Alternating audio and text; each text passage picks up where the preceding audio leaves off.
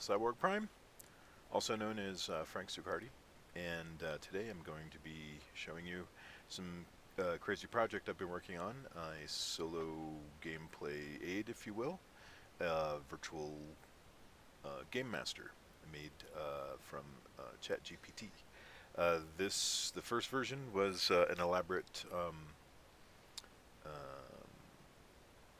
prompt, and but this version is actually a Python program with the ChatGPT API. And before we start, I wanted to check, make sure I have my usage allocation ready. Sorry, I should have checked that before I came online, and everything looks good. All right, got to balance. All right, we're starting off.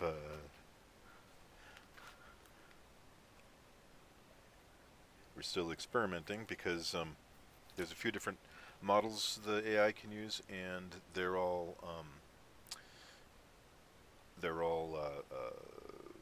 different pricing structures. So depending on the model, and the bad thing is when you first start developing with this, they have you on the default DaVinci model, or I don't know, somehow I got onto that model. I didn't specify it, and it's like the most expensive one. And so like my first 2 days of deving were super expensive, so watch out for that. All right, I'll try to keep the background noise down. It's kind of hot, and I got some fans going on in the background, so hopefully it won't be too bad. All right. I'm monitoring the chats at YouTube and also on my Discord server. So if you want to come and join us in the studio, you can come by on Discord. There's a link in the chat. And other than that, I guess we're ready to start. So, if anybody has any suggestions, feel free to pop them up there in the chat, and I will be happy to take your suggestions. This adventure, we're going to do a sci-fi adventure, because that's the theme of this channel. And we're going to... I'm arranging my window. Sorry if I'm looking over here and not talking to the camera. All right. We're just getting the hang of this. All right, I want to be able to see all my chats at the same time, so I got to arrange some windows. Okay, perfect. All right, guys. We're going to start a sci-fi adventure, and it's going to unfold as we go along. So at any point, if you want to give me a like call in your, or not call in, but if you want to type in your move, you're welcome to do that. I'd be happy to take your suggestion live. And yeah, you'll notice down there down there I just changed it to virtual GM 0.5. Sorry for mislabeling that at the beginning, but the title and thumbnail should all be worked out. All right, guys, let's start.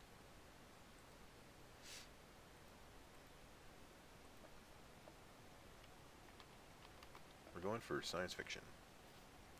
Does anybody have any suggestions? What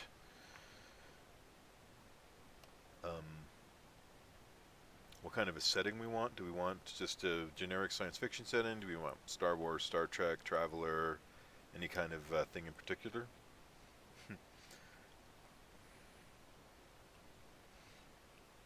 Yes, I see the suggestion of no Epsilon Prime and no Anomaly. That's something that's happened a few times. Is apparently Epsilon Prime is something popular in sci-fi. It keeps popping up. So although the AI is set to not plagiarize, it may come up with things from pop culture that kind of percolate to the top, but it's going to like mix them together, so we're not going to see like the story of a Star Wars or Star Trek play out. But there may be elements of those things mixed in, like a warp drive or a transporter or a bounty hunter, or I don't know, whatever.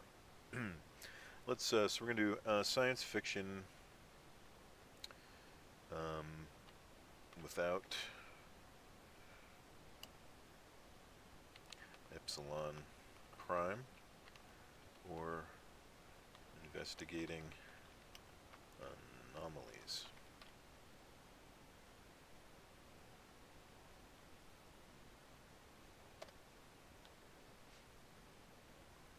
Alright, welcome to the text-based adventure game. Before we begin, please choose your genre and character name. Alright, we got the, let's see, sci-fi.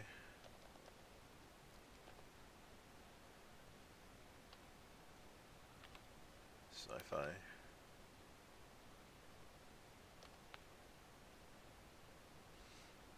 My EVE Online character's name is Remick, so that's why I keep choosing Remick. We'll see what it says. If it says Epsilon or whatever,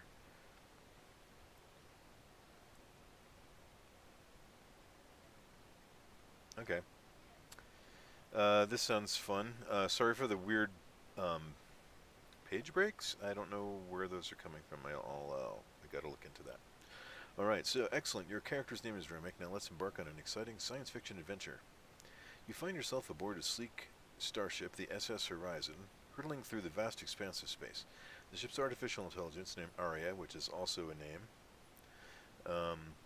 it keeps bringing up for our ship's AI, greets you as you wake from cryosleep. Aria explains that you've been asleep for centuries and that the ship has been on a mission to explore uncharted regions of the galaxy. As you look out the viewport, you see a breathtaking view of distant stars and swirling nebulas. Aria informs you that the ship has detected a distress signal coming from a nearby planet. It seems that an unknown civilization is in need of assistance. Okay.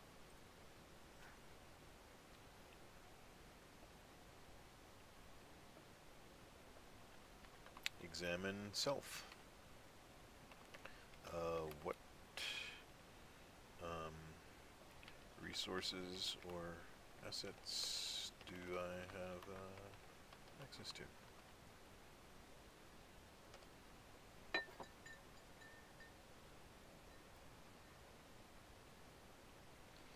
As you examine yourself, you notice that you're wearing a lightweight, high-tech suit designed for space exploration. It provides you with protection from the vacuum of space as well as environmental hazards. This suit is equipped with a built-in communicator, a small energy pistol for self-defense, and a multifunction tool that can be used for repairs and various tasks. In addition to your suit, you have a small backpack containing basic supplies such as rations, a med kit, a portable energy generator, and a data pad that can store information and interface with the ship's systems. These resources should prove useful as you embark on your mission. Alright. What next, folks? Hello, Myth. Hello, Sector. Hello. Alright, guys, so we are detecting a distress signal from an alien civilization. Let's check it out. Yeah, what can the what can the system or computer tell us about the signal? Let's check it out. Let's see. Where am I? Mm-hmm. Go on.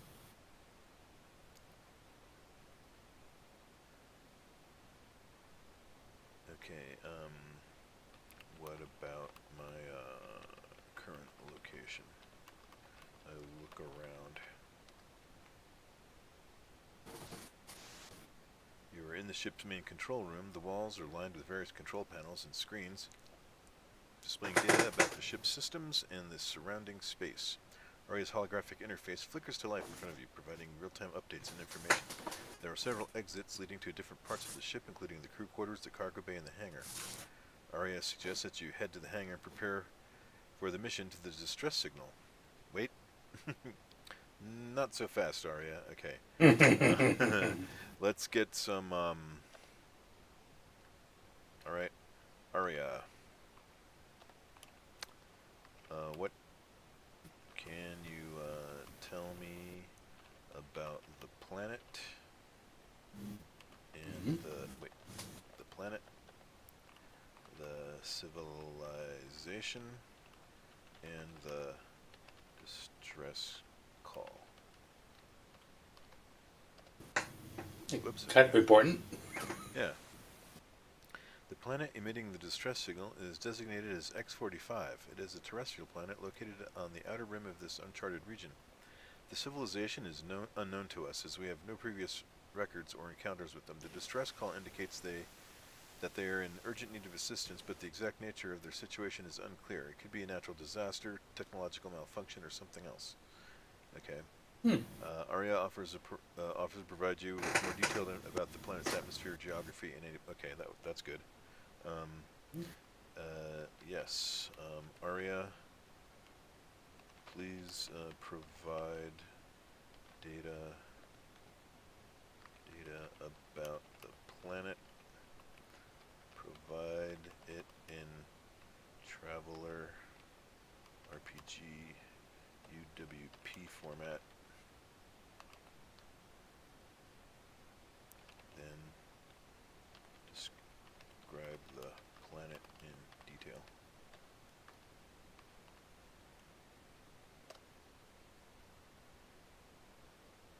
Let's see if it does that.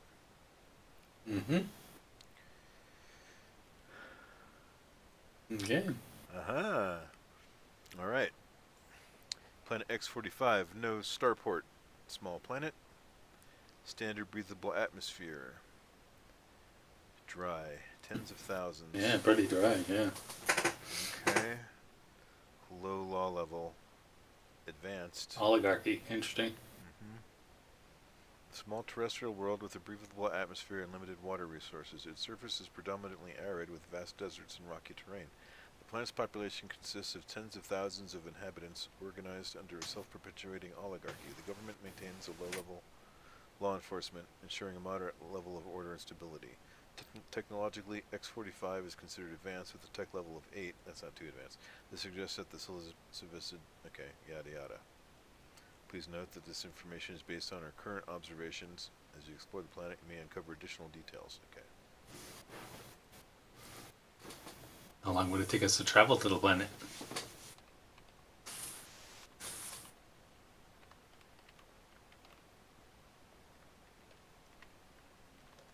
How long until we reach X45? Arya informs you that based on the current trajectory and speed of the SS Horizon, it will take approximately 12 hours to reach the planet. During this time, Arya suggests you make any necessary preparations to gather any additional information or supplies. Okay. Is X45 visible on long-range sensors?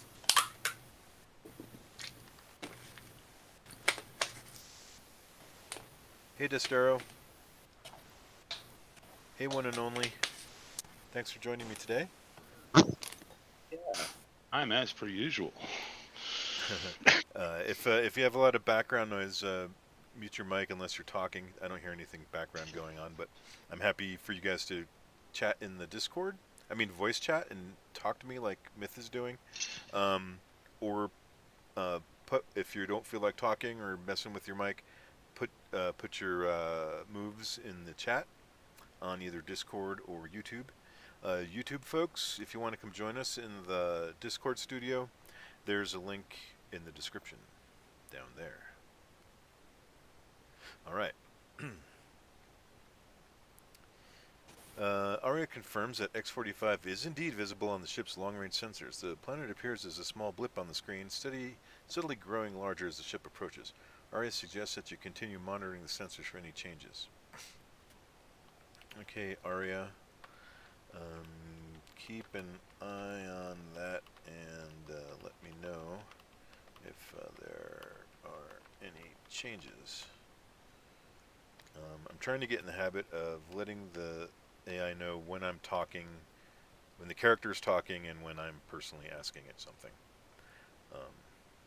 Out of character, as it were. Okay, Arya, keep an eye on that and let me know if there's any changes.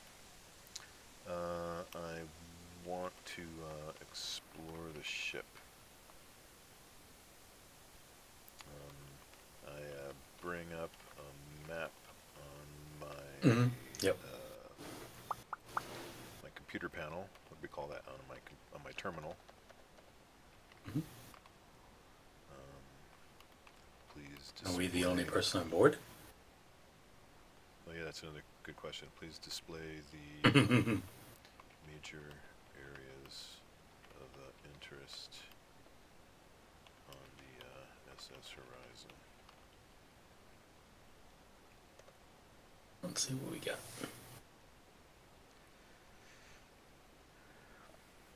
All right.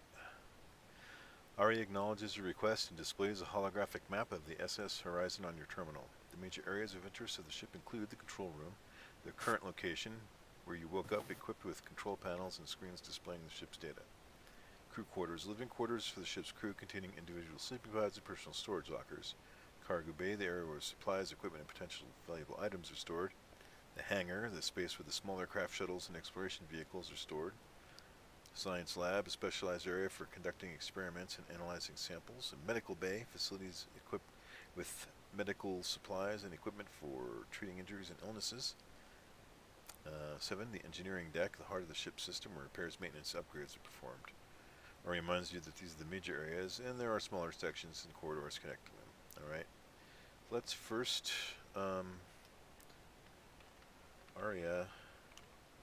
am I the only one on board?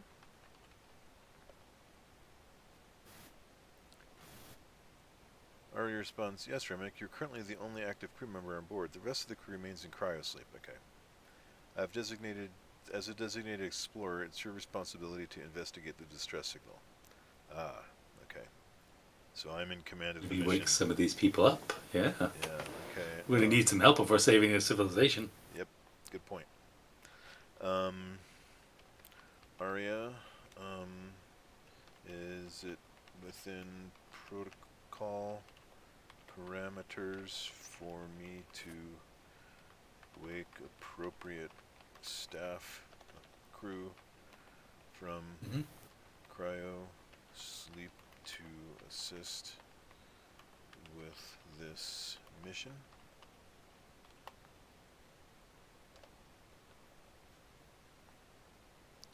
ARIA considers the question. As well as within protocol parameters to wake additional crew members from cryosleep in certain circumstances. The decision ultimately rests with you, Remick. As the designated explorer, you have the authority to make that call. Okay. ARIA, ARIA, how many crew members are currently in cryosleep? Display a roster on my terminal. Include name, rank, and specialty.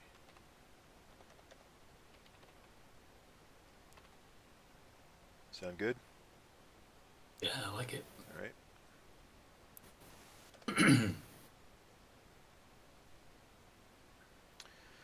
Alright, we have 7. Captain Amelia Reynolds, Captain, Command and Strategy. Lieutenant Marcus Sullivan, First Officer, Navigation and Technical Ops. Dr. Emily Chen, Chief Medical Officer, Medical Expertise. Chief Engineer Michael Ramirez, Chief Engineer, Ship System and Repairs. Lieutenant Sarah Adams, Communications Officer, Interstellar Communications. Lieutenant David Lee, Science Officer, Planetary, we'll need him. Ensign Jessica Miller, Pilot, Spacecraft Ops. Okay. Please note that waking up the crew members from cryosleep will require specific authorization code which only you possess. Using this information, okay. Alright. ARIA. I'll have ARIA do we it. know our? Yeah, do we know our position? Like, Yeah, if the yeah. captain's asleep, who the heck are we? ARIA, ARIA, please display my personnel. Whoops. Personnel record.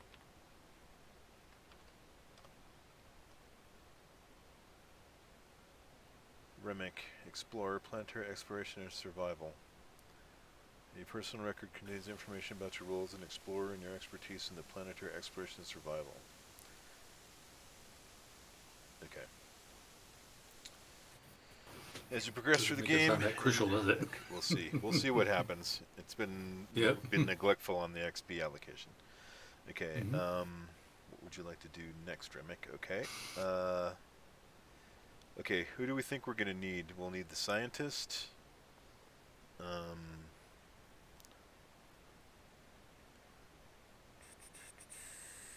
Do we need the captain? Do we need command? I don't think so. I'm in command. That's what I was kind of thinking too. It's like, yeah, we kind of run the show. Well, sometimes it like I have played with a captain on my crew, and I'll go, Captain, do you think we should do this or that? And then they think about it and they go, well, do the first thing or whatever. So they kind of do leadership stuff. Mhm. Do we need navigation and technical ops? We might need an engineer. We might need a doctor. Maybe we should Yeah, wait till we definitely. get there and then think about who we're gonna wake up. Because how long to wake them up, right? That may be a good piece of Oh information to yeah, know. that's a good one. Aria, how long does the what do we call that? De-unfreezing? The unfreezing? How long does the They just wake them up, how long maybe. does it take to waken from cryosleep?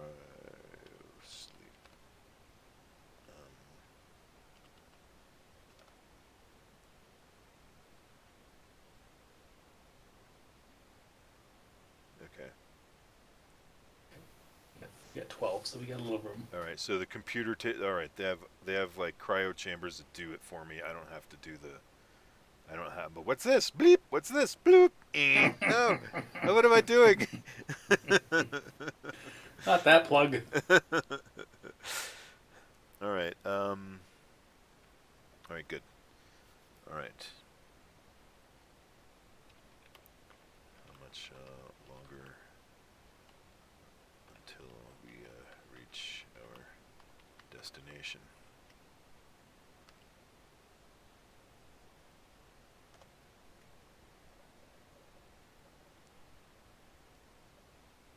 No, I went fast. We're halfway there. All right. If it takes a few hours, you probably want to start waking these people up. Yeah, I guess so.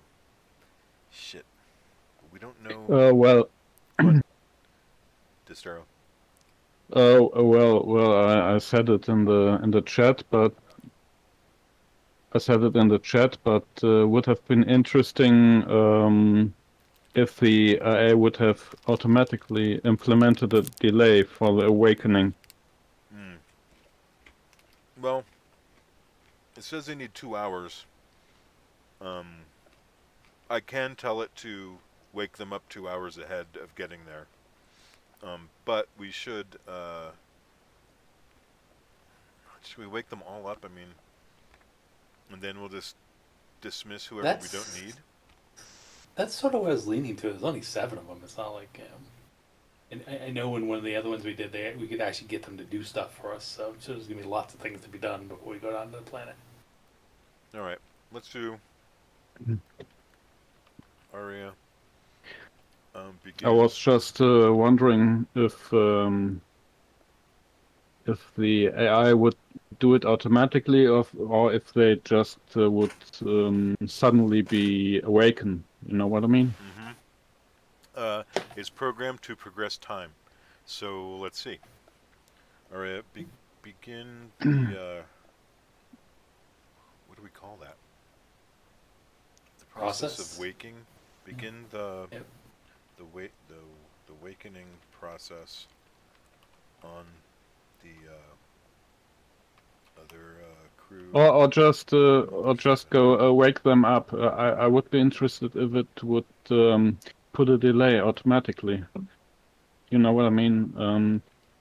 So if it has it implemented, or if it would do it by itself, because it thinks it would be necessary. Mm-hmm. That would be interesting to know, I think. Mm-hmm.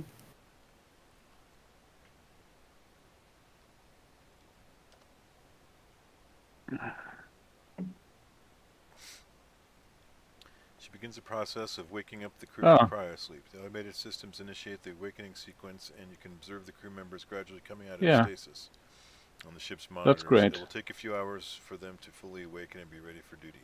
As the crew members Awesome. awaken, they will require briefing and orientation regarding the mission and the distress signal from X-45. You can use this time to make any necessary preparations. Okay. I prepare a space PowerPoint presentation for the They'll all crew. go back to sleep. I think that's very impressive that it really does it by itself. As you prepare a space PowerPoint presentation for the crew, you gather relevant detailed images and key points. The distress signal, the planet, you create slides detailing the current situation, the potential challenges, and the objectives. You ensure that the presentation is informative, engaging, and appealing. After completing the presentation, you save it on your data pad and make any final adjustments. You feel confident it will effectively brief the crew members when they awaken. All right.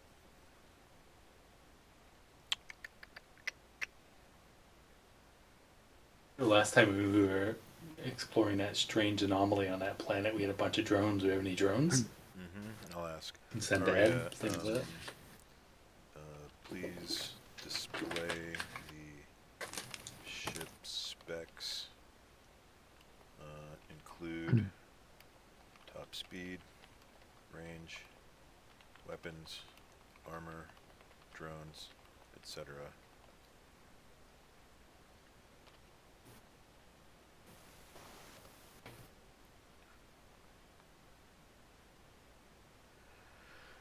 Cool. I'm always surprised by this. This is so cool. Okay. Ship SS Horizon class exploration vessel. Top speed warp 5. Capable of traveling at 5 times the speed of light. Range 10,000 light years. Alright. The ship is equipped with energy-based defensive system capable of repelling small-scale attacks and disabling enemy vessels. It also has a complement of unmanned drones for reconnaissance and defense purposes. The ship's hull is reinforced with advanced composite materials, providing protection against micrometeorites and other space hazards.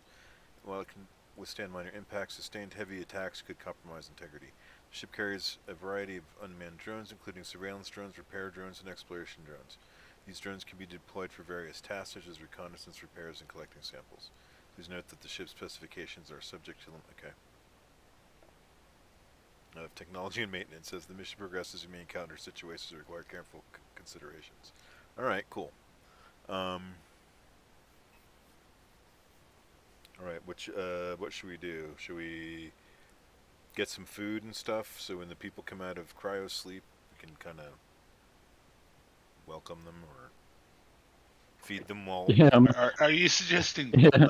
dishes and yeah, coffee may, PowerPoint presentation? Yeah, yeah, space donuts and space maybe- coffee and a PowerPoint presentation. yeah, maybe the alien situation where they meet in the meeting room and Right, when the alien comes out. right. Okay. I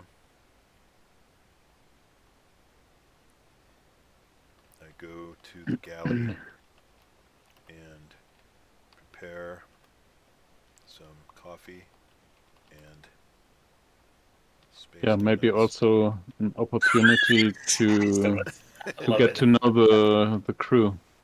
Mm-hmm. Yeah, I tell you, those space donuts are good. I update my Spacebook page.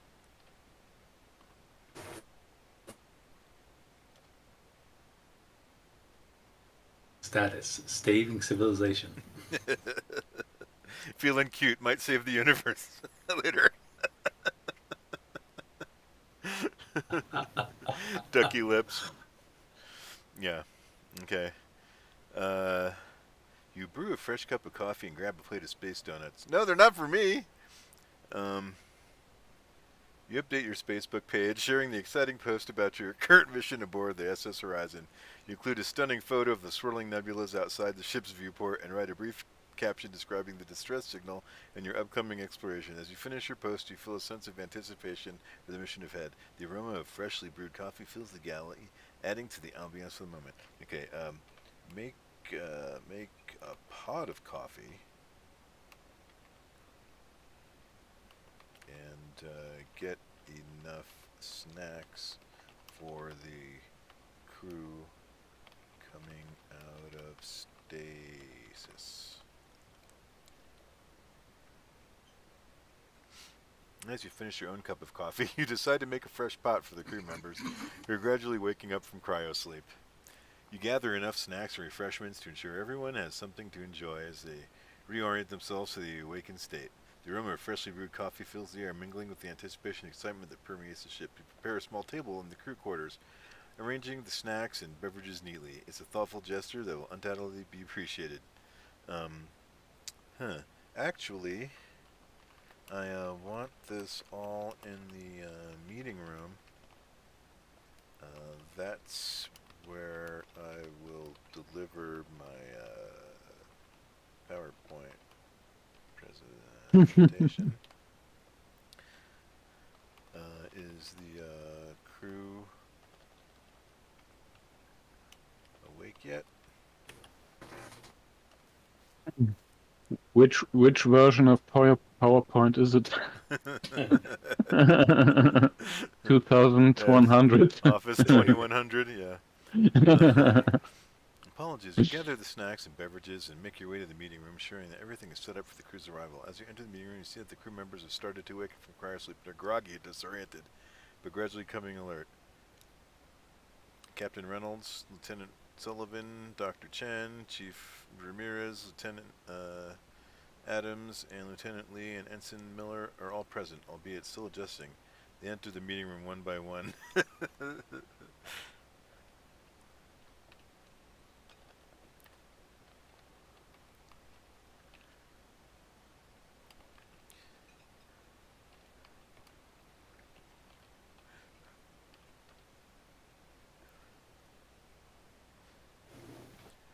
They greet you with a mix of groggy responses and nods. They're still adjusting to being awake after a long period of cryosleep. The captain, the highest ranking officer, looks at you expectantly, waiting for you to begin the briefing. Okay. Sheesh. Okay, Give me a second. you are all probably wondering why I brought you here today. One of you is the murderer. No, let's see.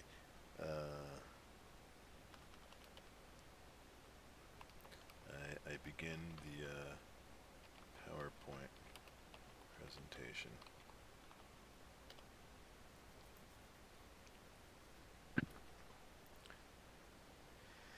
You begin your PowerPoint presentation, projecting the slides onto a large screen in the meeting room. The crew members focus their attention on the screen, ready to absorb the information you're about to share. The first slide displays the title of the presentation, Mission Briefing, Distress Signal for Planet X-45. You introduce yourself as Remick, the designated explorer, and provide a brief overview of the current situation.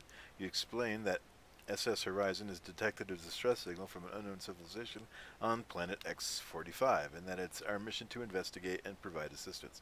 As you progress through the slides, you provide more details about the planet, its atmosphere, geography, and the potential challenges we may face. You mention the advanced technology of the civilization and the potential for valuable resources and knowledge. You emphasize the need for caution and thorough exploration to ensure the safety of both the crew and the inhabitants of X-45. Throughout the presentation, you encourage the crew members to ask questions, provide input, and share their expertise. You want to foster a collaborative environment where everyone's skills and knowledge can contribute to the success of the mission. What's next? Let's see, when I finish, I turn to the captain. Hello, Captain. What are your orders?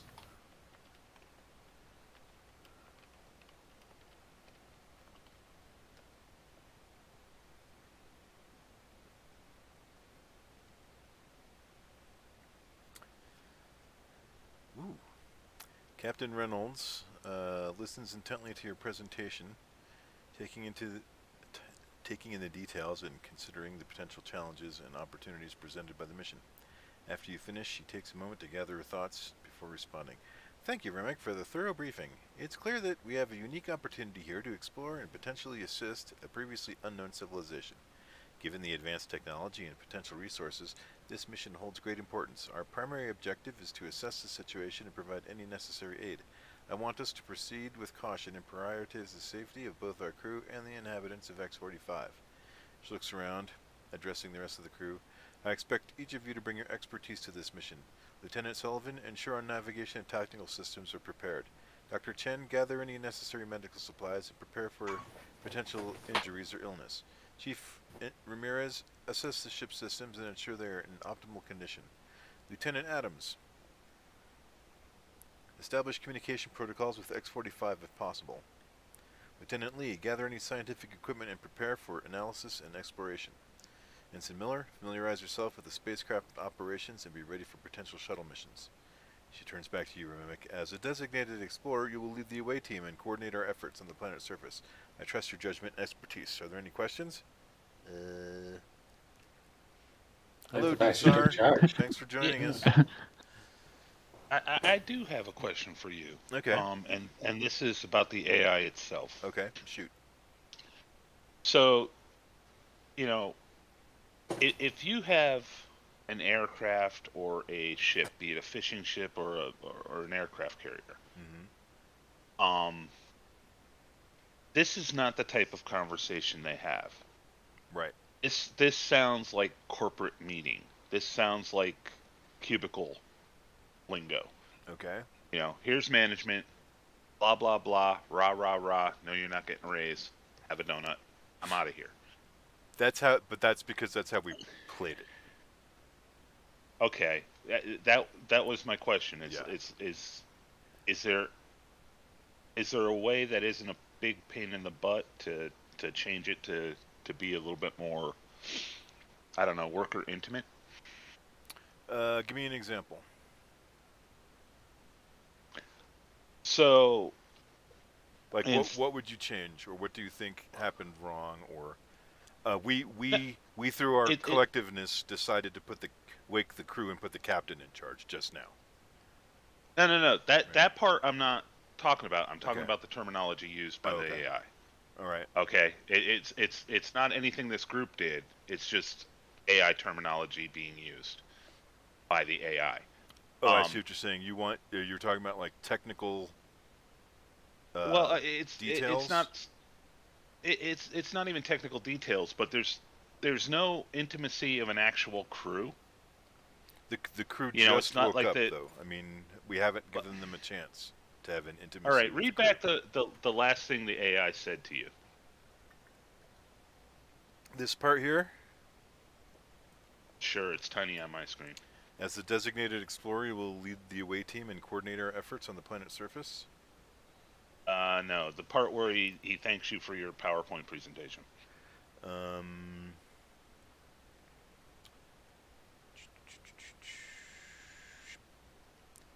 Thanks for your thorough briefing. It's clear that we have the opportunity here to explore and potentially repeating what I said in my PowerPoint presentation. Given the advanced technology and potential these are things I brought up in my PowerPoint. Exactly, and to me, it would sound more immersive. Highlight it. Thank you.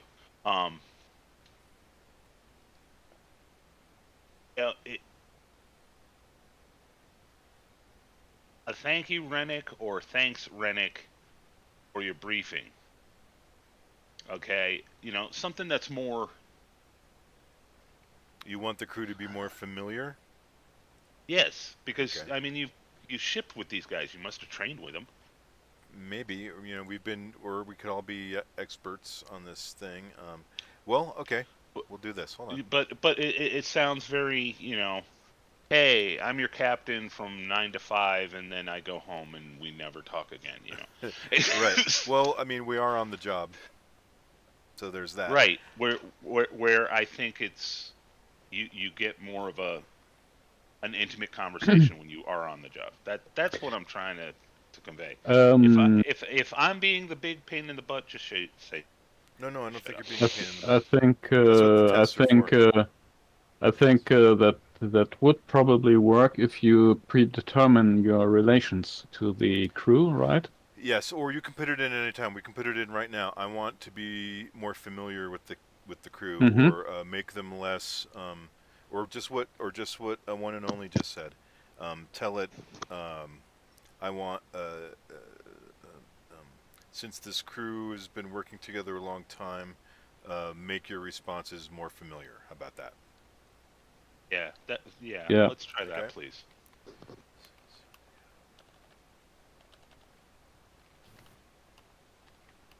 Yeah, I think it totally makes sense uh, when you're working with these people all day and maybe for months in space, then you know each other.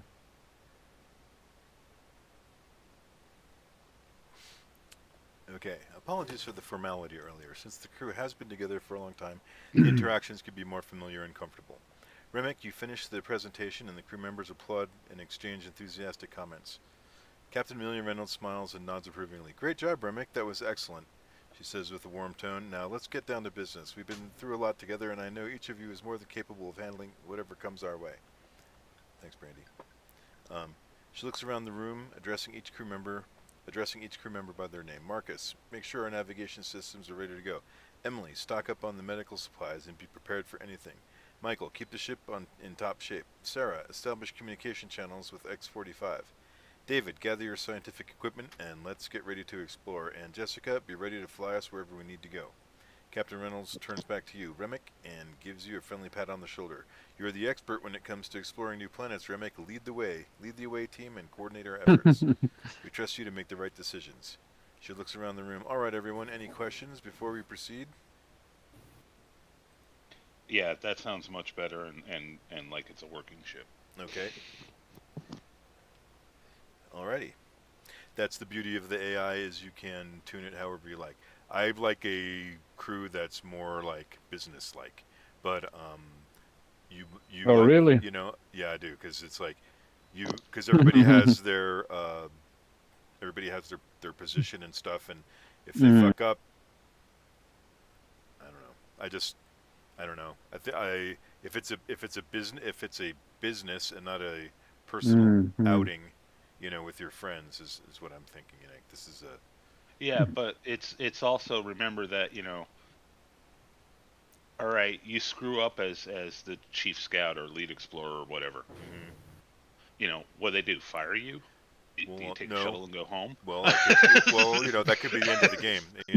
You could be captured, killed, or wounded.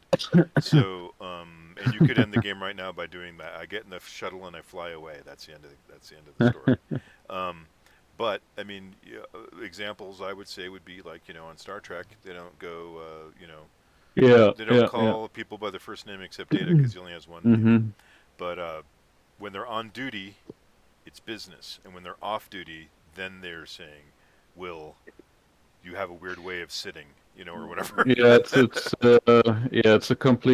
it's a different approach, like in Star Or Trek compared to Star Wars, for example, where it's all buddies and Right, or we Firefly, know where they all each live other on this and yeah, ship yeah. together. But even though they're still like the all bossy right, so captain. there's that nebulous zone between. I like the second sounding better than the first sounding, because the first sounding that Hmm. there was no connections there. That's But all good. So call out any. Go on. can you just call everybody by their last name? Okay.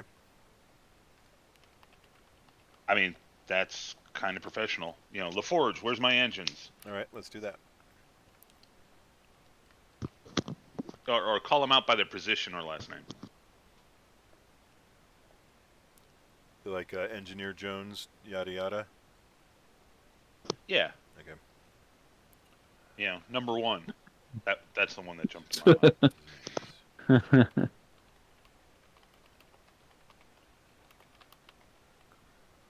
Yeah, let's call him Will.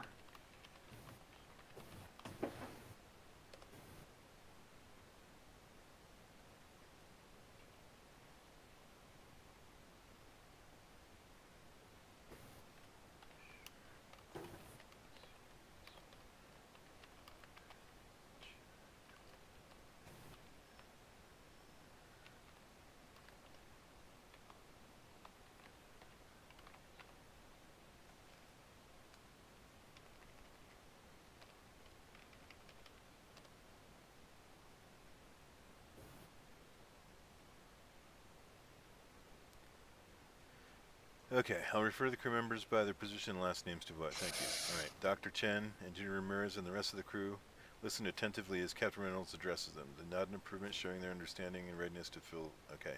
Dr. Chen raises her hand and asks, Captain, do we have any information about the potential hazards and threats? It would be helpful for us to be prepared. Captain Reynolds smiles. Good question.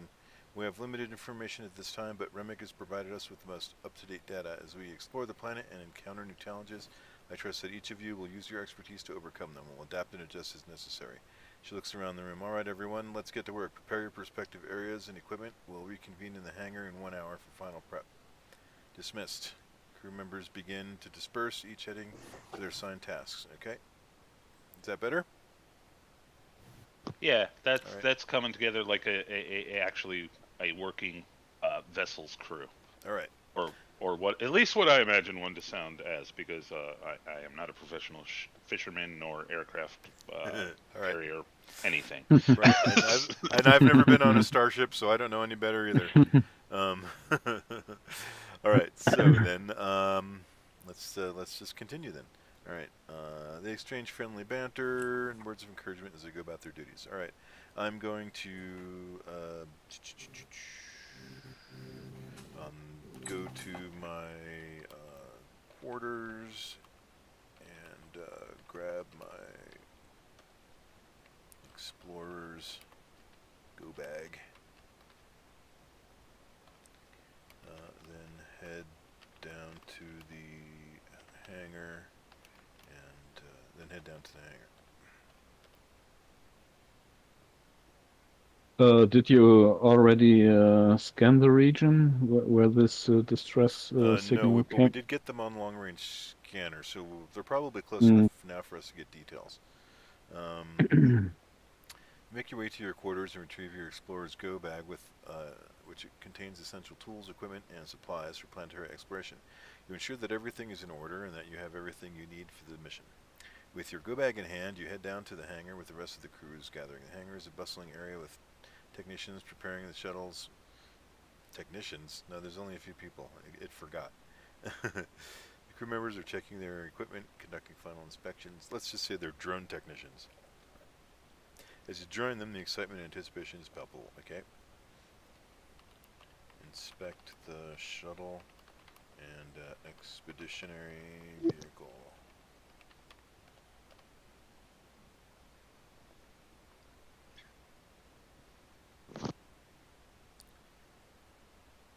You approach the shuttle and the expeditionary vehicle, inspecting them closely to ensure that they are in optimal condition for the mission.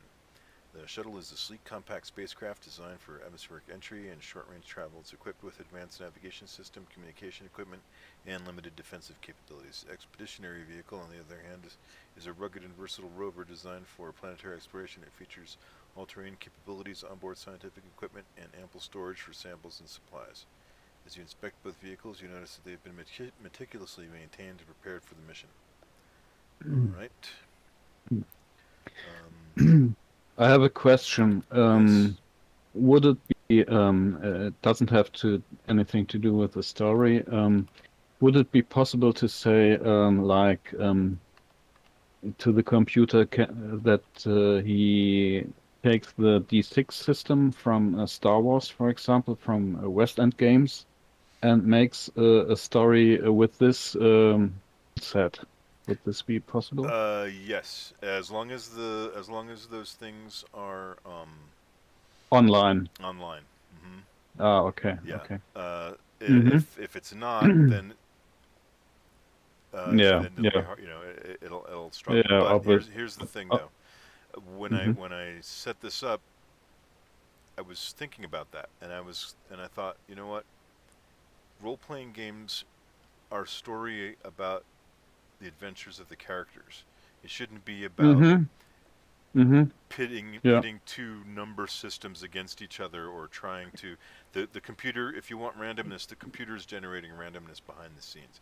It's figuring out the I get story. it. You know what I'm I saying? get it. Yeah. So Yeah. if you want a specific thing, you can ask for. I want a story about being a bounty hunter like Boba Fett, or I want to be a spice smuggler or whatever. I want to do the Kessel Run in 2 parsecs, or whatever. and it'll make that adventure. And if in the middle of that you decide this is dumb, I don't want to do that anymore, you can tell it that, and it'll say, well, what do you want to do instead? And you can say, make something up that was different from the first thing or whatever. So Yeah, but you're exactly right about rules and stuff. That's right. Yeah, the computer can do this behind the scenes. Yeah, right, and that's so even better. it's Yeah, kind of transparent to the player. You know what I mean? yeah. Yeah. Okay, so I want to know if the expeditionary vehicle can be launched from the shuttle.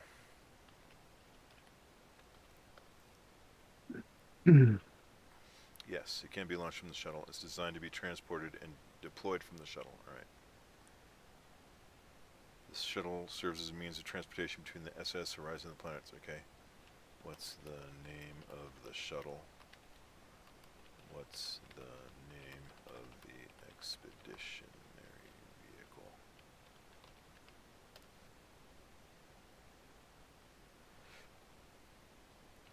The shuttle is named the Starfire, and the expeditionary vehicle is the Pathfinder. All right. All right.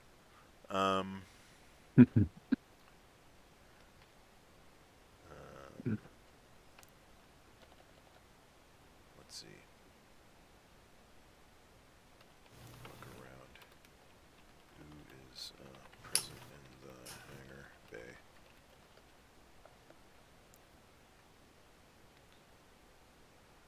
Captain Reynolds, Lieutenant Sullivan, and Engineer Ramirez. Dr. Chen is okay. Lieutenant Lee is configuring the science. Okay. All right. How much longer until we arrive at our destination? Last check was 6 hours.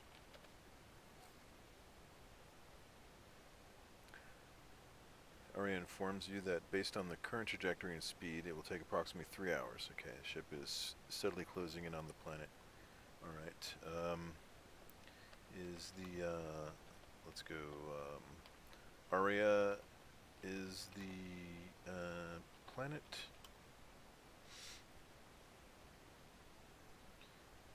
within range of short-range sensors.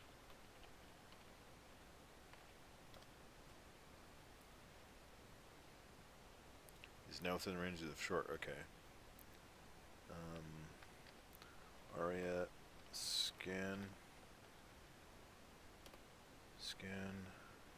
X45 using short range scanners.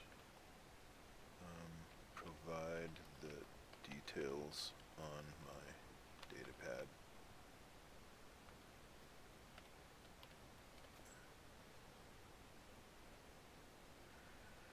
Aria initiates a scan of planet X45 using the ship's short-range scanners. After a few moments, the data is compiled and sent to your data pad. You review the information, which includes detailed readings of the planet's atmosphere, geography, and potential points of interest. The data reveals the presence of large mountain ranges, vast deserts, and a network of rivers and lakes. Also indications of geological activity and potential resource deposits. Aria suggests that you study the data further and mark any areas of interest for potential landing sites. Okay. I study the sensor scans. I am looking for signs of distress, something catastrophic.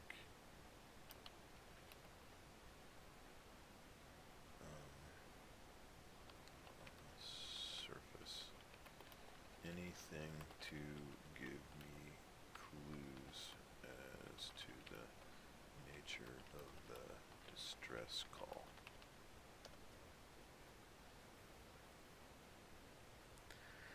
As you study the sensor scans, you search for any signs of distress or evidence of catastrophic event in the planet's surface. The data reveals no immediate indications of events or widespread destruction. However, you do notice some anomalous readings in certain areas suggesting potential points of interest. These could be related to the stress call, but further investigation is neat. Okay, you mark these areas on your data pad. Aria is the planet within communications range.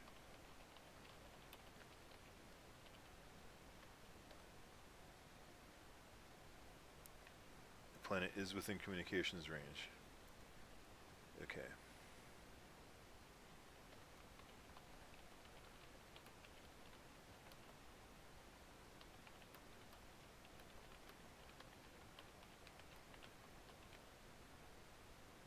Communications with the authorities on X-45. Communications officer, see if you can establish communications with the authorities on X-45. Lieutenant Adams, the communications officer, nods and begins working on establishing communications with the authorities on X-45. She operates the ship's communication system, sending out a signal and waiting for a response. After a few moments, Lieutenant Adams receives a response. A voice crackles over the speakers. This is Commander Rylon of the X-45 Defense Force. We have received your signal. Please state your purpose and intentions.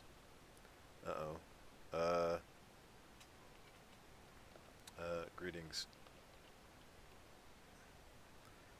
I am Remick Starcross of the SS Horizon.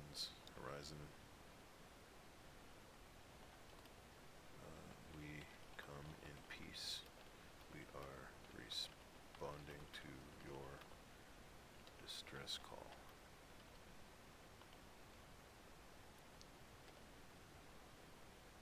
Whoops. We're responding to your distress call? Again. Remick, you deliver your message with a calm and reassuring tone. Commander Ryland responds. Remick of the SS Horizon, we appreciate your swift response. Yes, we sent out a distress call. We are facing a significant environmental crisis. We are grateful for any assistance. Please proceed to our coordinates and we'll guide you in from there. Very well. I look forward to meeting with you in person. I am ready. Well, it'd be interesting if they give us some more information about what's going on. Like, what kind of environmental problems? They've run out of petrol. Yep.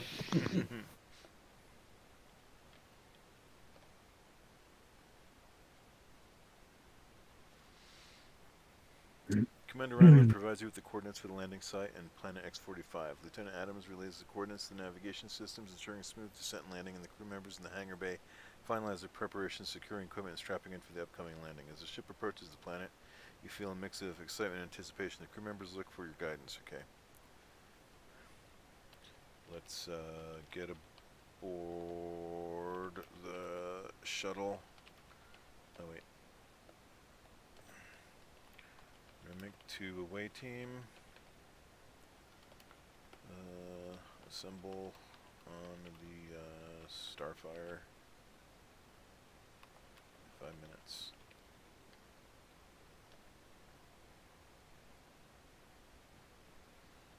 The crew members acknowledge your message and begin gathering their gear. They make their way to the Starfire shuttle, ready to embark on the mission. The hangar bay buzzes with activities.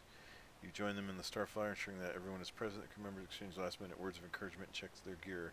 The atmosphere is filled. Okay. Good luck, everybody. Now, strap in. Pilot. Take us down.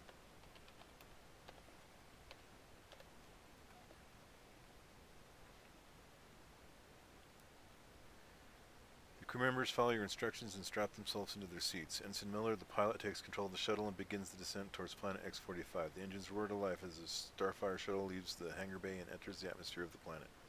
As the shuttle descends, you can feel the slight vibrations and the change in gravity. The view outside of the viewport shifts from the vastness of space to the swirling clouds and the landscape of the planet below. The crew members look out in awe, taking in the sight of the unknown world they are about to explore. Ensign Miller expertly guides the shuttle through the atmosphere, making adjustments to ensure a smooth landing. The crew members hold onto their seats and anticipation building as they prepare for their first steps on planet X-45.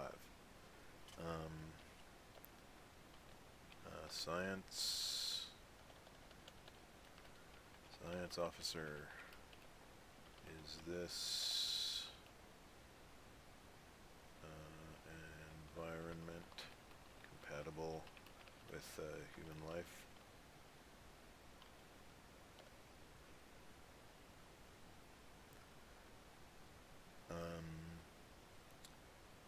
Lieutenant Lee analyzes the data and confirms that the environment is compatible with human life. The atmosphere is standard and breathable, and the gravity is within the range humans can comfortably adapt to. However, Lieutenant Lee advises you cautions and recommend conducting further tests. Okay. Very well. Alright. Look at the viewport. You look out the viewport, you see the landscape stretching out before you. The view is breathtaking, with towering mountains in the distance, vast deserts of golden sand, and a network of rivers and lakes shimmering in the sunlight. The sky above is a vibrant blue, dotted with fluffy white clouds. The planet's surface is teeming with life as you catch glimpses of strange and exotic plants, some with vibrant colors and unusual shapes. There's a sense of mystery and wonder in there as you prepare to explore this uncharted world. Okay. Wait for the shuttle to land.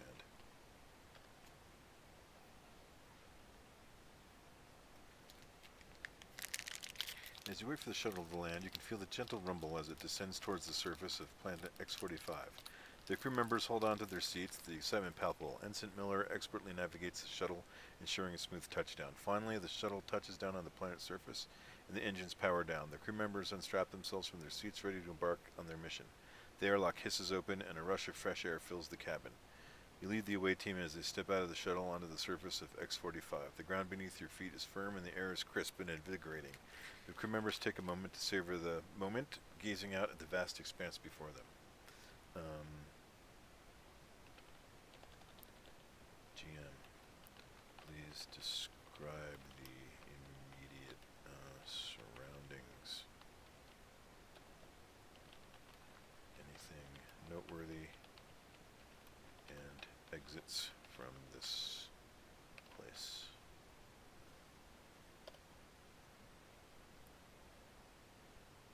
Whoops, I left out some letters.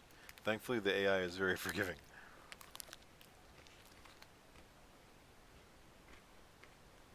As you step out of the shuttle, you find yourself in a wide open plain, stretching out as far as the eye can see. The ground is covered in a layer of fine golden sand, and the air is filled with a gentle breeze that carries with it the faint scent of unfamiliar plant life. In the distance, you can see towering mountains, their peaks obscured by wisps of clouds. To the east, there is a dense forest, its vibrant green foliage contrasting with the sandy landscape. To the west, a river winds its way through the plain, reflecting the sunlight and creating a shimmering ribbon of blue. As you survey the immediate surroundings, you notice a few notable features. There is a cluster of strange alien-looking plants nearby, their twisted branches and colorful flowers adding an otherworldly touch to the landscape. You also spot a small rocky outcrop that could potentially provide a vantage point for further exploration. In terms of exits, you can see the path back to the shuttle, which is currently your main point of entry and exit. Additionally, there are several directions you can choose to explore, such as heading towards the mountains, the forest, or following the course of the river.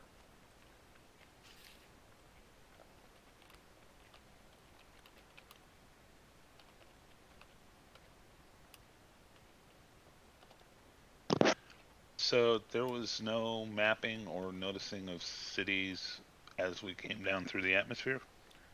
Didn't call them out, but we can ask.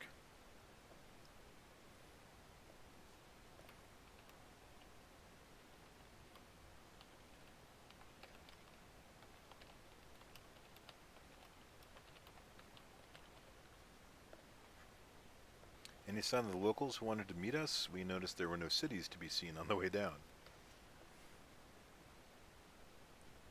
Remember, it only has tens of thousands of people, so it probably doesn't have cities. As you scan the immediate surroundings, you do not see any signs of locals.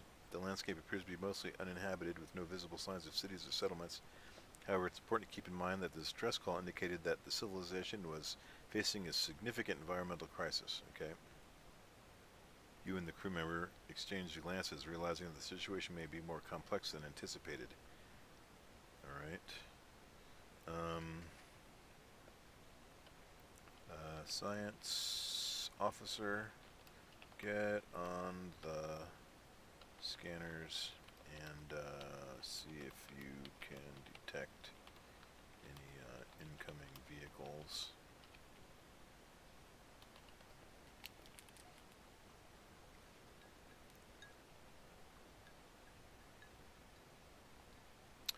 As a science officer, Lieutenant Lee activates the scanners and begins scanning the area for any incoming vehicles or signs of activity. After a few moments, Lieutenant Lee reports, "I'm not detecting any incoming vehicles or signs of activity in the immediate vicinity. It's possible that the locals have not arrived yet, or they may be using stealth technology to remain undetected." You and the crew members consider this information, realizing that the situation may be more complex than it originally thought. Alright. Should we climb up to that rock outcropping and see what we can see? Well, do you have any drones with you? Yes, we do.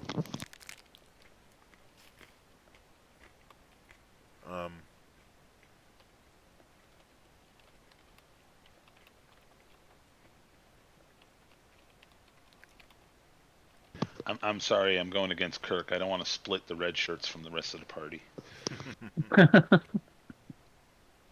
2 surveillance drone, 1 repair drone, and 1 exploration drone.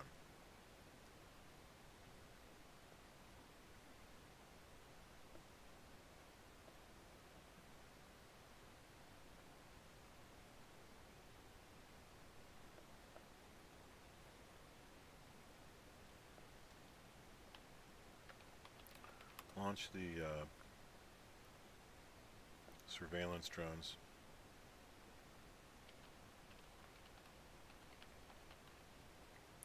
Program them to patrol the area around the shuttle and notify us if they detect any intruders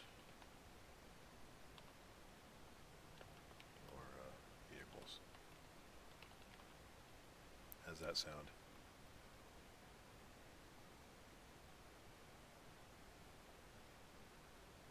Sound alright? Go for it.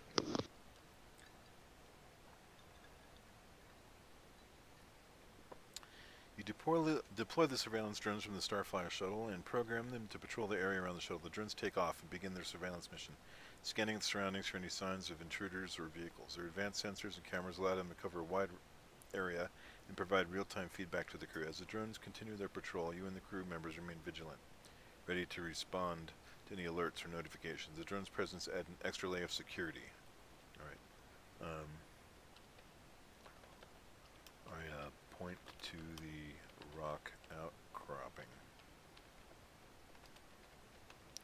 Let's climb up there and see what we can see.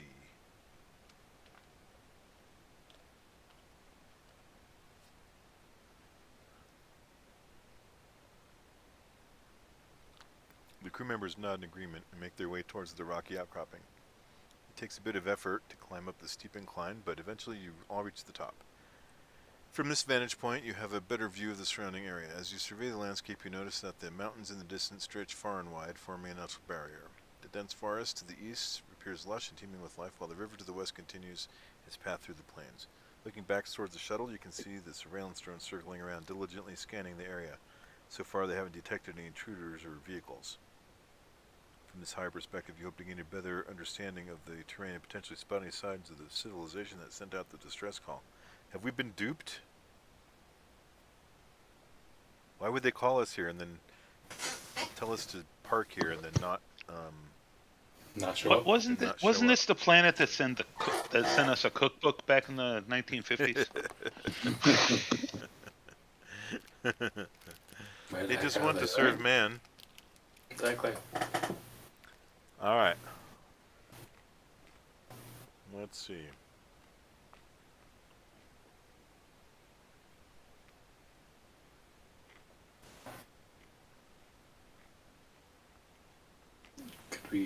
try contacting these people on the radio.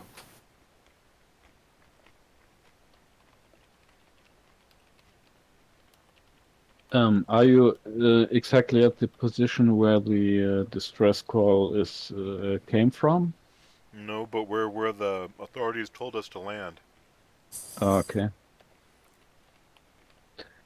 They're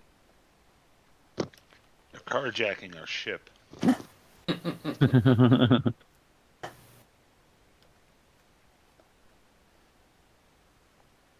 Yeah, they probably just wanted to get away from this planet. Alright, this is Commander Ryland of X-40. We apologize for the delay, but we're not expecting your arrival so soon. You said you're having a crisis. I would wait around a few We days, came right? as quickly as possible. We are at the location you specified.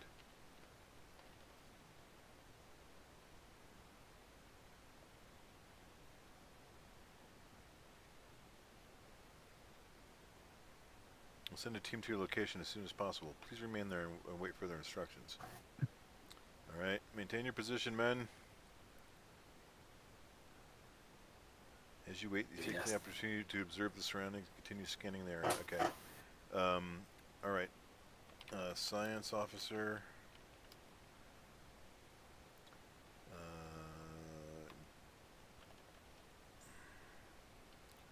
Get to work collecting samples and scanning local life forms for library data.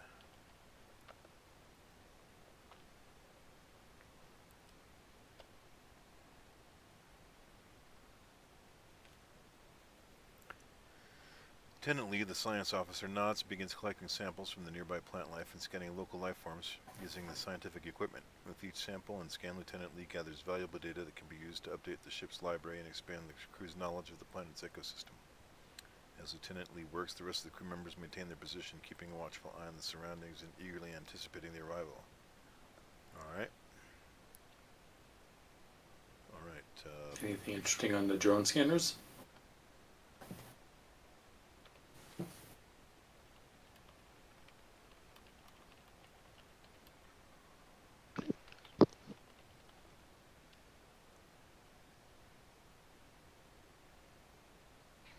slight blip on the surveillance drone's radar appears to be a small, fast-moving object approaching from the east.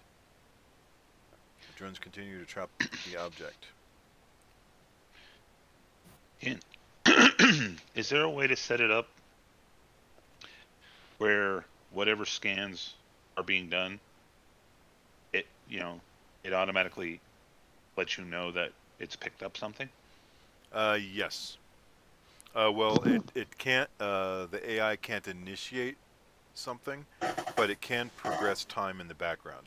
So, like, if I hadn't asked about that just now, it might have told me on the next move. Okay. So, like, people and things, like, the drone, it's keeping track of the drones, for instance. They're flying around. It will normally let you know when it finds something. That might be like something on the edge of the radar or whatever, just coming into range. So. Okay. All right.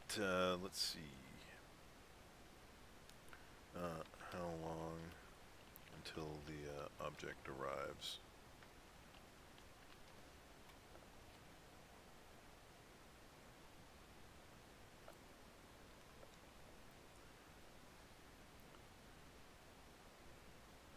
Alright. Try to get a visual on the object from my vantage point on the outcropping.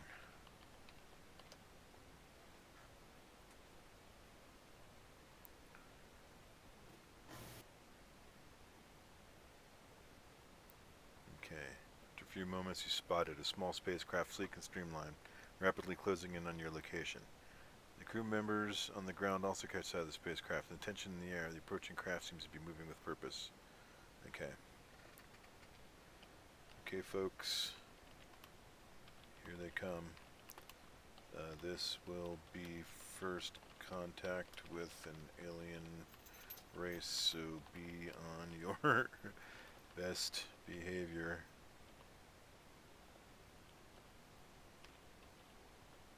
Please.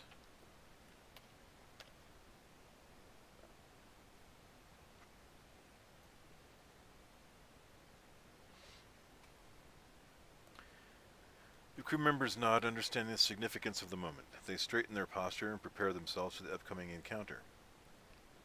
Excitement and anticipation fill the air as the small spacecraft approaches. As the spacecraft lands nearby, the crew members maintain a respective distance, waiting for the occupants to emerge. The door of the spacecraft opens, and a group of alien beings step out. They are humanoid in shape, but possess distinct features and markings that set them apart from humans. You step forward, extending a hand in greeting. Greetings, I am Remix Starcross of the SS Horizon. We come in peace, and are here to offer our assistance. The alien beings observe you and the crew members with curiosity and intrigue. They exchange glances among themselves, their expressions unreadable. Finally, one of them steps forward, extending a hand in return. I am Ambassador Solara, the alien being says. We appreciate your swift response to our distress call. We are facing a significant environmental crisis, and your arrival brings hope. Thank you for coming. The crew members breathe a collective sigh of relief, realizing that their first contact with an alien race has been peaceful and promising. Okay, please describe in detail the appearance of the aliens,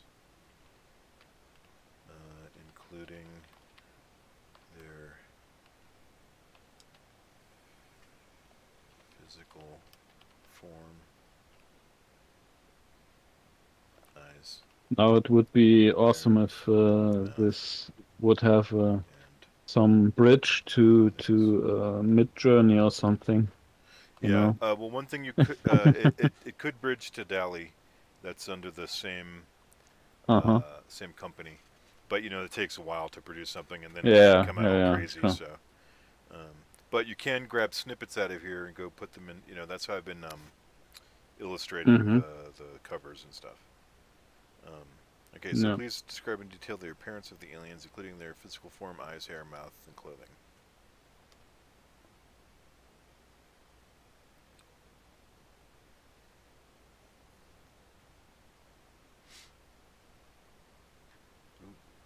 The alien beings, known as Ambassador Solara and their companions, have a unique and distinct appearance. They possess a humanoid form, standing at a similar height to humans, but with subtle differences that set them apart. Their skin is a pale, luminescent blue, giving off a soft glow that seems to emanate from within. It has a smooth and slightly iridescent quality, reflecting the surrounding light. The texture of their skin is delicate, resembling a fine silk-like material.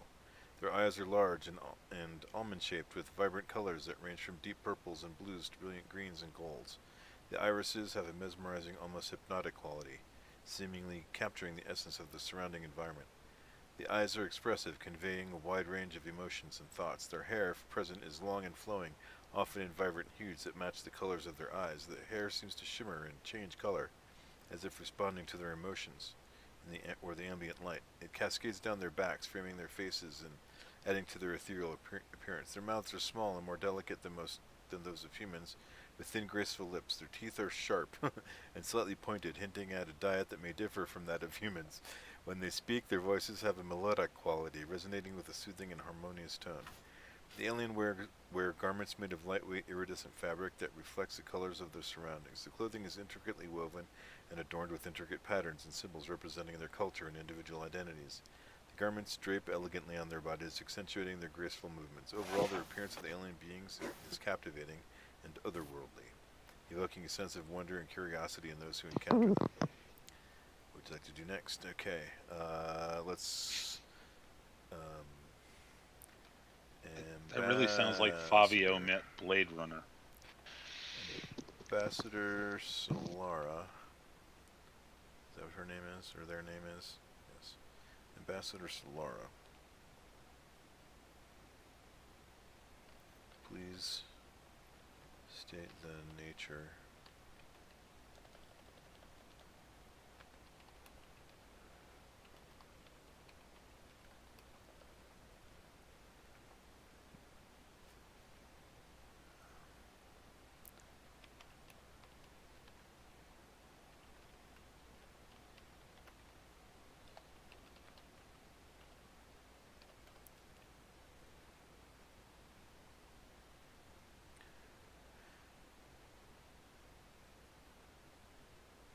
Okay, their eyes filled with a mix of we sent the distress signal because our planet is facing a severe environmental crisis.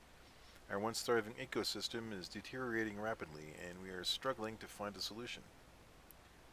The balance of our planet has been disrupted, leading to widespread ecological imbalances and the endangerment of our civilization. They pause for a moment, their expression somber. We hope that by reaching out to other advanced civilizations such as yours, we might find assistance or guidance in mitigating the crisis. Our hope is that together we can find a way to restore the balance and ensure the survival of our people. The crew members listen intently, understanding the urgency and gravity of the situation. They exchange glances, silently acknowledging the importance of the mission. Alright? Please go on. This reminds me a little bit to the fantasy story before. Can you... Yeah. Oh yeah, With the shrines, you know. Can you provide more details?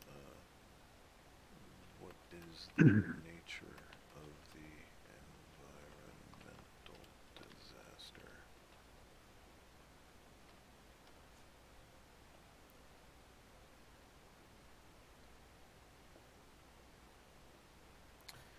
Ambassador Solar takes a deep breath, her eyes reflecting a mix of sadness and determination. Our planet, known as Xanthia, is experiencing a series of catastrophic events that threaten our existence. The delicate balance of our ecosystem is disrupted. Okay.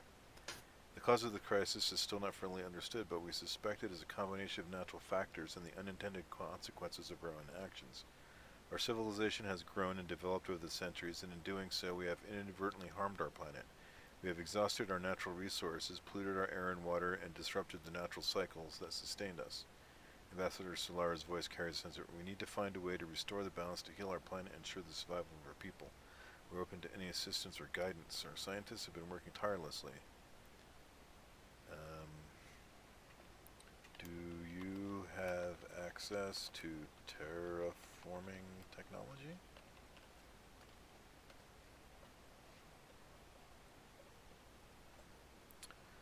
Yes, we have some limited knowledge and technology in the field of terraforming. However, our current resources and capabilities are not sufficient to address the scale of the crisis we are facing.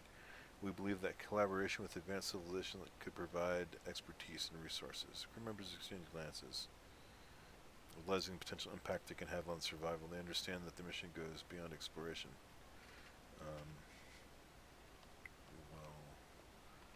Cleaning up your planet for you is a bit beyond the scope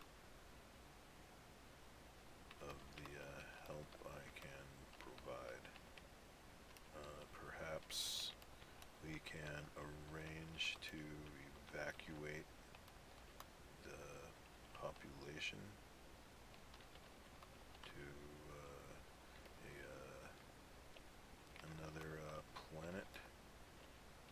Hopefully you won't destroy the new one too.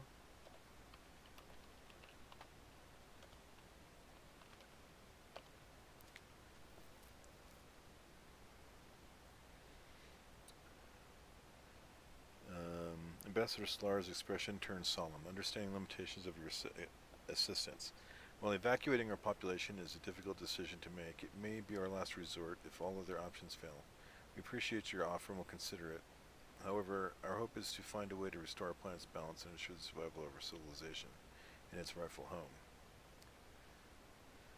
Yikes, okay. Alright. Ambassador, allow me to have a private conference with my fellow crewmen.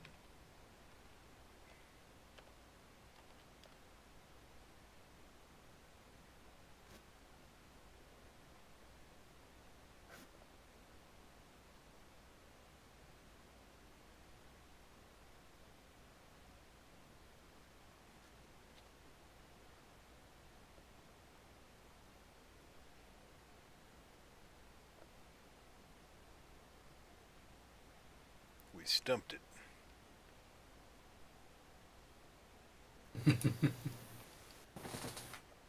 This usually happens when the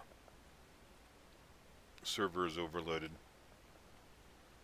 Let me double check that I haven't reached my allocated usage limit.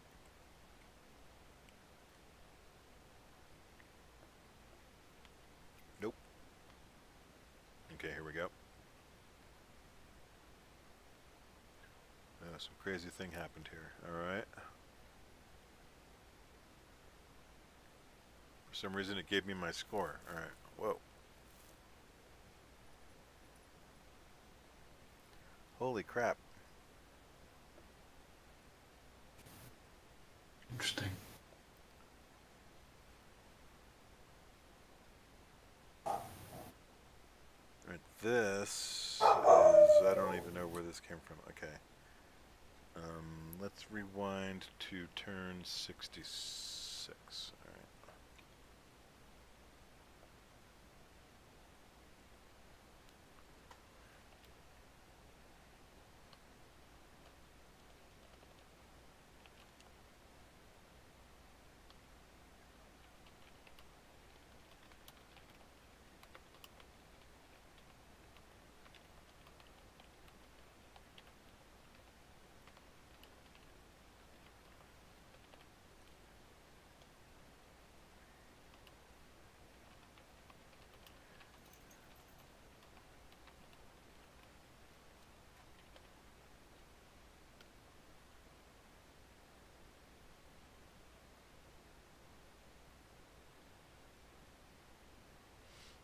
Okay.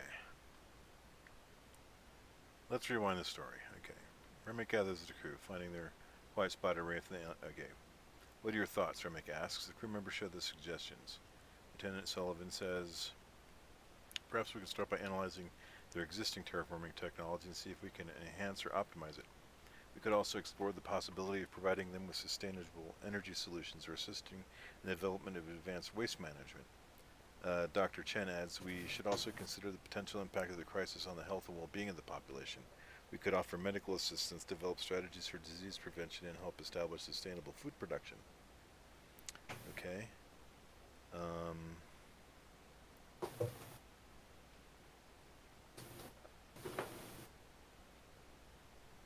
could also explore the possibility of resource sharing or trade agreements with other civilizations by providing Xanthia with access to vital resources. We will help alleviate some of the strain on their planet.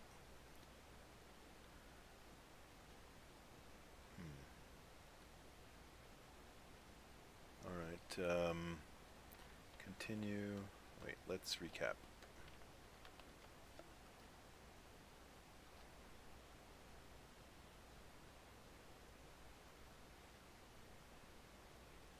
Let's see, I completed a thorough PowerPoint. That was worth some points.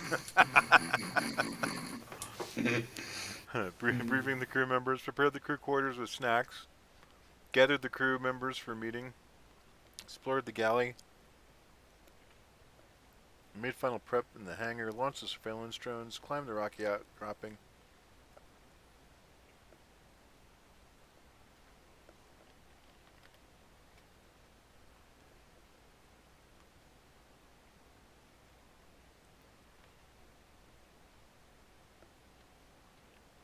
It sometimes gets confused about the XP section. I gotta fix that. Mm-hmm.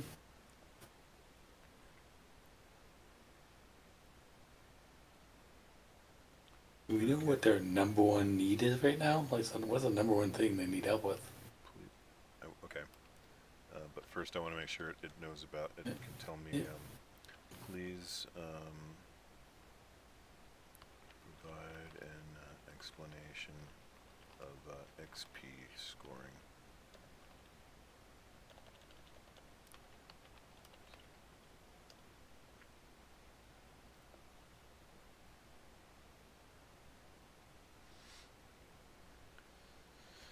Okay.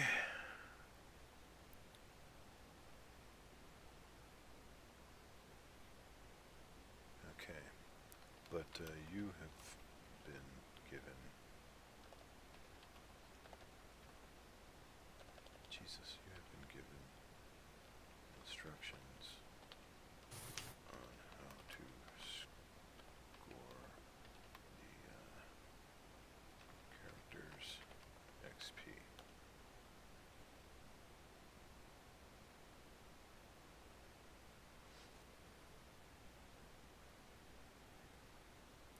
Yes, I have been given instructions.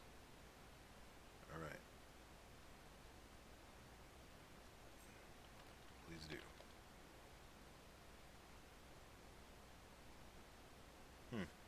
Well, that's the purpose of the tests, is to suss this stuff out. So let me mark that down. Fix the XP scoring system. Fix.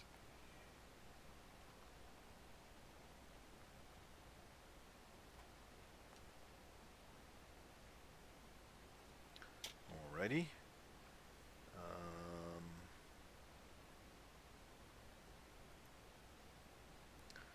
GM.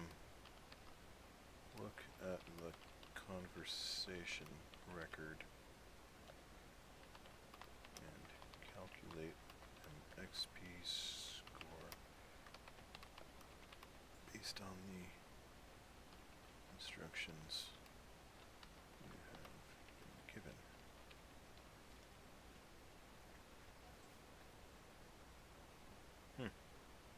Okay, well, the XP part's broken. Alright, we'll fix that. In the meantime, ask the ambassador what their immediate needs are.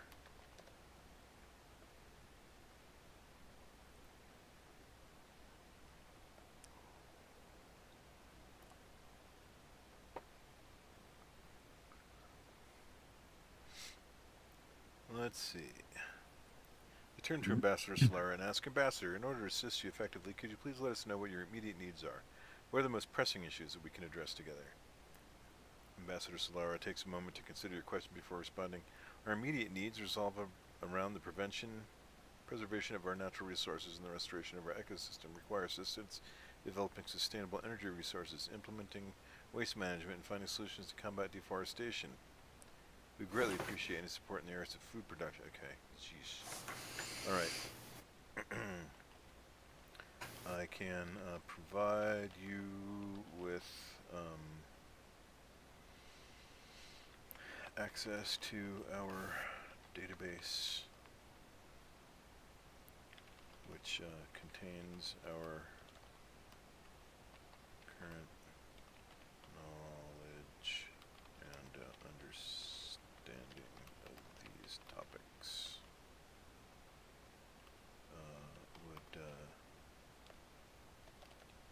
And you can implement them according to culture and customs. How's that?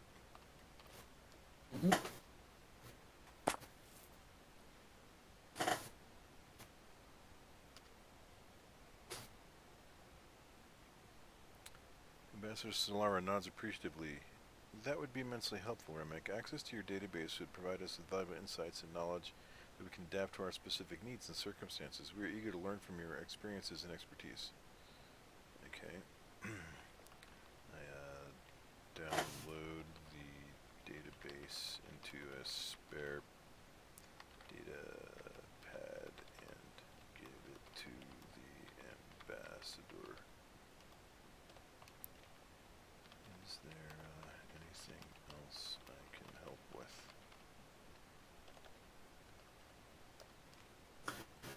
And so, one, is there any crew that we had, any of the crew that could help them specifically with some of this stuff? You assign crew members to help them with, deforestation problems and that sort of thing. Okay. They pause for a moment, considering your question. At the moment, this is our most pressing need. We will review the database and collaborate with our scientists. We may reach out to you for further guidance. For now, we appreciate your support and dedication. Thank you. Do any volunteers want to step forward to help lead projects here on X95? Or 45, or what is it?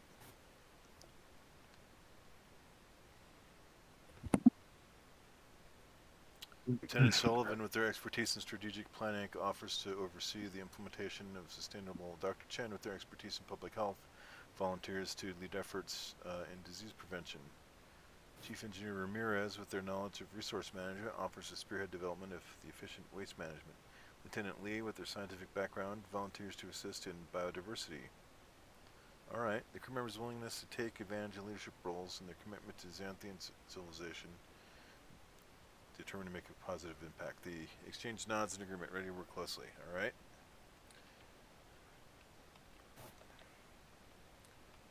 Begin work then.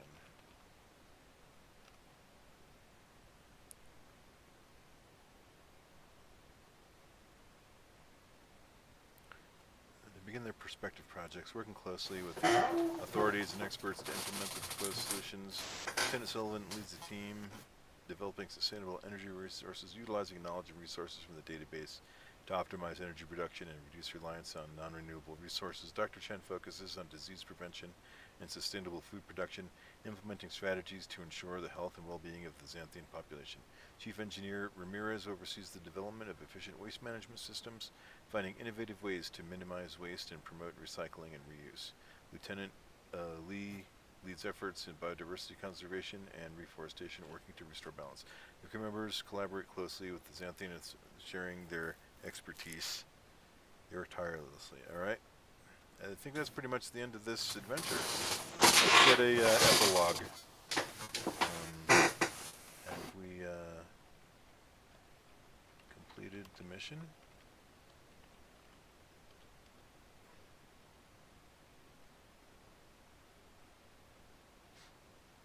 I can confirm that the crew has successfully completed the initial phase, which involved making contact with this civilization, presenting a comprehensive proposal to address the environmental crisis, and beginning the implementation of the solutions. However, the mission is ongoing, and as the crew continues to work closely with the authorities and experts to monitor progress, make adjustments as needed, and ensure the long-term sustainability and success of the solutions implemented. The crew's dedication and commitment to the mission are crucial in achieving the ultimate goal and restore. Okay.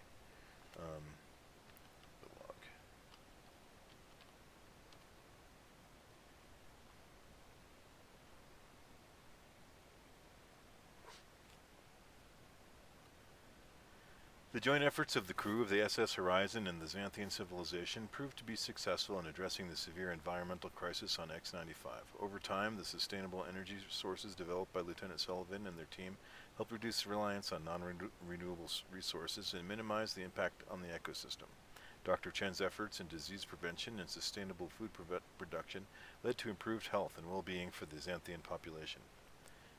Chief Engineer Ramirez's official waste management systems greatly reduced waste and promoted recycling and reuse, contributing to a cleaner and more sustainable environment. Lieutenant Lee's initiatives in biodiversity and conservation and reforestation help restore the balance of the ecosystem and protect endangered species. Through collaboration, knowledge sharing, and determination, the crew and the Xanthian civilization successfully restored the balance on X-95, ensuring that the survival of the Xanthian civilization and setting an example for other civilizations facing similar environmental challenges. The crew of the SS Horizon returned to their ship proud of their accomplishments and the impact they had on the lives of the Xanthian people. They set a course for new adventures, carrying the lessons they learned and the bonds forged during their mission on X-95. And so, the story of the SS Horizon and its crew continues, with new challenges, discoveries, and opportunities awaiting them in the vast expanse of space. Yeah, alright. And thank you, dear viewers, for this little experiment. Thank you for joining me and helping me out. We'll open up the round table. Hello, Alan Hyde. I see you sitting out there in the YouTube land. We've just kind of wrapped up our adventure. It took an hour and 40 minutes to do this one. Some of our adventures have lasted over several sessions, each session lasting about 3 hours. So the adventures vary in length depending on how they play out. And yeah, so if anybody out on YouTube or here in the Discord want to make any observations or questions or suggestions, I'm open for discussion. Yeah, I think one question would be for me. You probably could beforehand determine the adventure to be bigger if you want, right? Yeah, when you start the adventure, or at any time while you're having the adventure, you can Mm-hmm. alter it. You could say, I want this to be epic. I want it to last Mm-hmm. so many Yeah. turns, or I want it to last no less than 100 turns. Mm-hmm. Let me ask it how many Okay. turns how many how many turns did we take? 81 turns.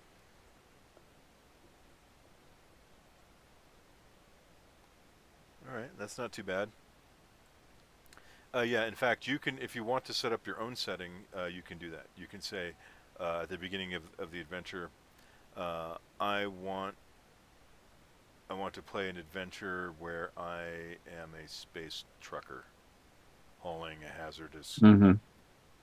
payload or something, or I'm a interstellar zookeeper, or I'm a hunter and I like to go from planet to planet collecting animals from my menagerie or something.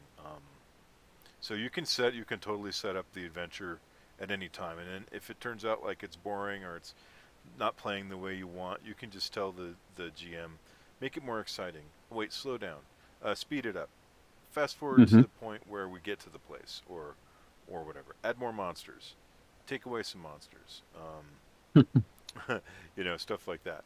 So it's totally there and responsive to what you want as a player. Yeah. Anybody else have any questions or observations or suggestions? Did you Yeah. enjoy the story, or was it too boring, or was it interesting, or Yeah, well, for me, the story was okay, but a little bit too.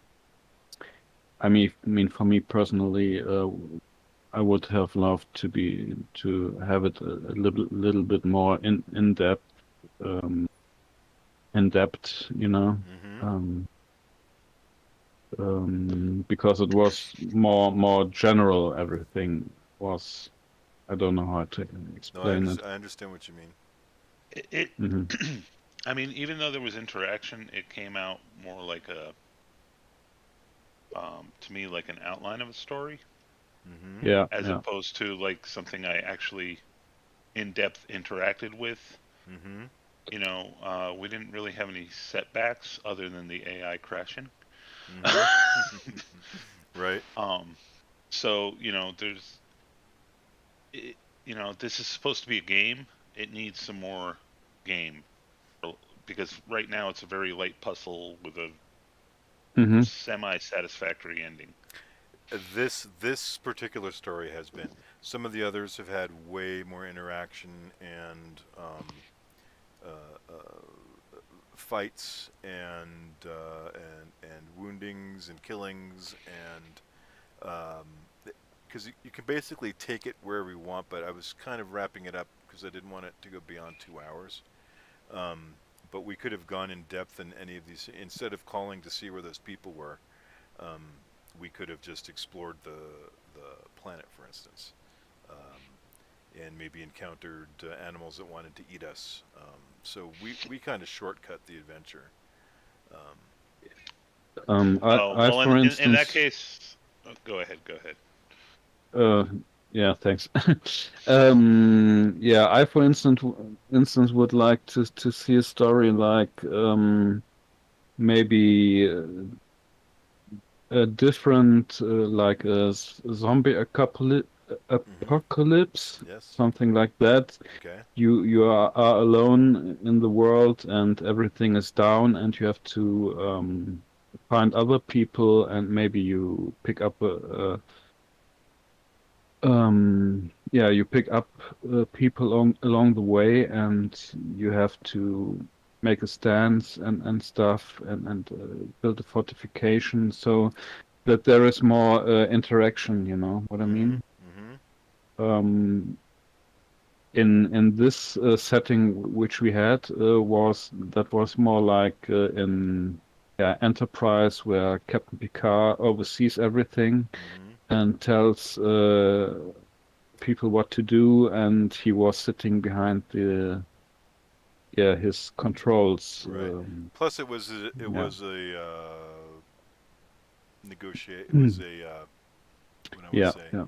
It was a negotiation, diplomatic mission. So, um, Mm-hmm. yeah, we did the diplomacy, and that wasn't very fun. That wasn't very exciting.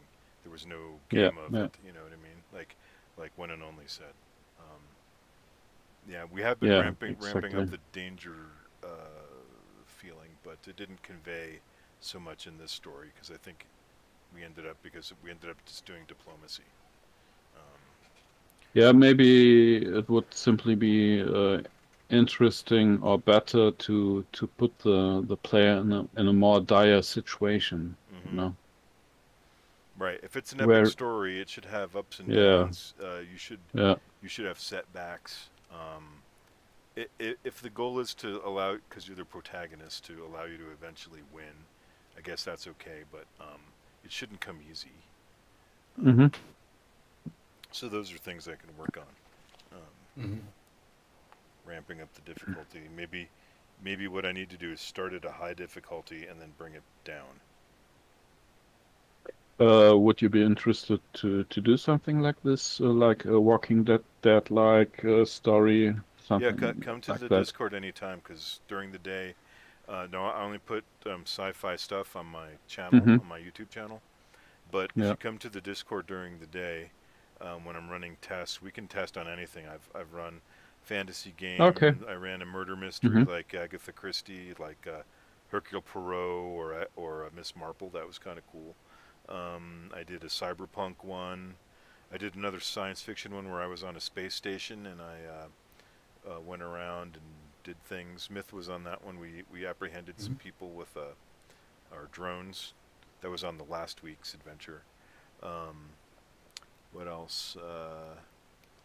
There's been some things where it just like lets you go in the city and do what you want, or it tells you, investigate this company or get a job there or whatever. There was there was a couple of haunted mansion ones that were good. There was investigating a creepy town where everybody was Mm-hmm. weird. There was invest like a Call of Cthulhu one where we went to spooky town, fisherman village in the 1800s, and tried to figure out what was going on there. So yeah, there's all Uh, kinds of whatever you can imagine. You can either let the AI mm, come up with the idea based on your genre, like zombie apocalypse story or Mad Max or whatever you want, and let the AI um, come up with it, or you can set the set the mission yourself. Like you said, I want a game that has base building.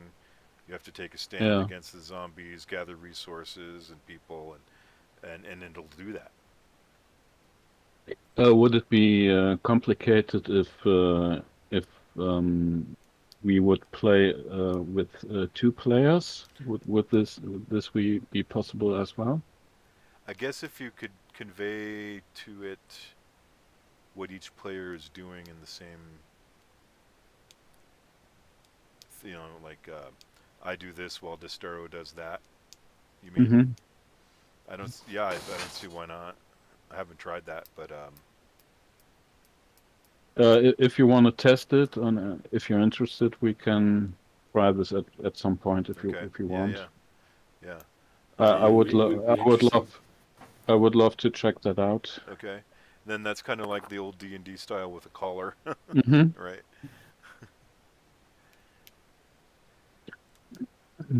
All right.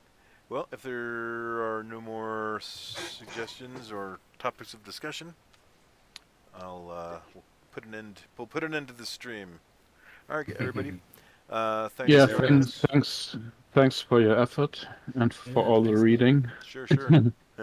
Thank you all for joining me, and thank you, YouTube folks at home, for coming and checking this out. It's going through different iterations, so every time I bring it out, it's going to have different. It's going to do something different. So hopefully we'll get this thing into some sort of better shape, and I'll make it available for other people to use. So Right. in the meantime, if you want to come use it, come to my Discord and and you're welcome to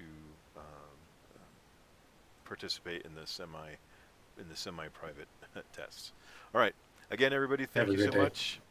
YouTube folks, Yep. if you enjoyed this, like and subscribe and all that jazz. Comment and let me know what you like, and I'll make more. All right. Thanks, guys. Take care. Bye-bye. I love it. Thank you.